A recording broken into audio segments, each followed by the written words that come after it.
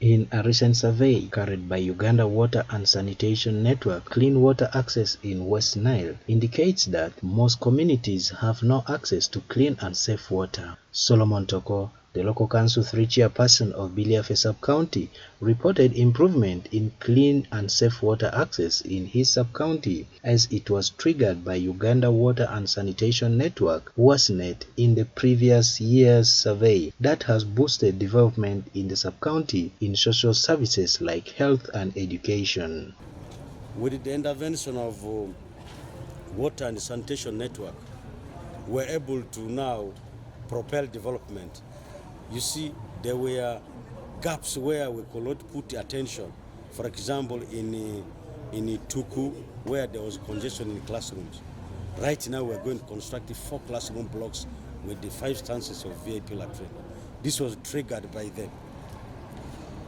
Again, in Nichu, they moved to the health facility Nichu.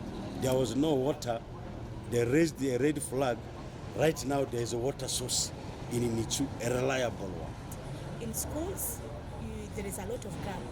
As you saw that day, it indicates red that schools are not performing well when it comes to wash activities. It's affecting our young girls in a way that they don't have even space to change their pads, which means that it can affect them. Someone can easily drop or remain at home because there's no a safe space for her to change her reusable pad. Uganda Water and Sanitation Network Executive Director Mrs. Yunia Musazi has highlighted on the policies of clean water access at community level. Just when it comes to hygiene and sanitation, the policy is that at community level, every household is their responsibility to appreciate the importance of having good hygiene, the importance of having a toilet facility, and having water and soap to always wash their hands after visiting the toilet or before having a meal. Togo has raised the main challenge in his sub-county to be the unequal distribution of social services in the communities of refugee-hosting sub-counties and districts in West Nile. Meanwhile,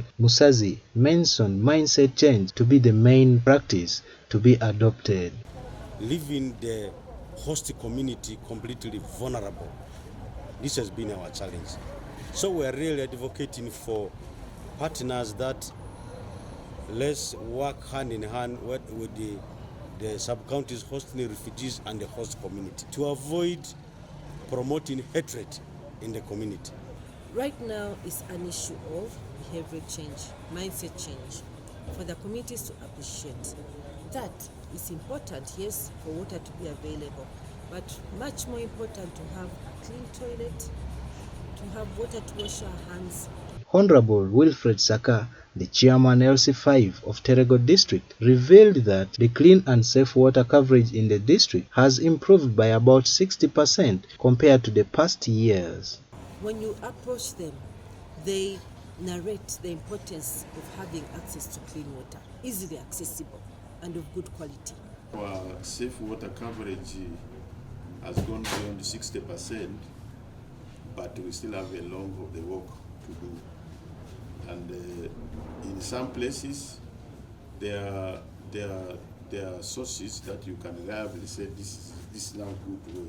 We seem to be arriving, but there are also places where you really have a challenge, and which are trouble spots. Trouble spots are one, Mugo sub-county and Ive. This is where we have terribly low percentages. I think Ive is as low as 38%.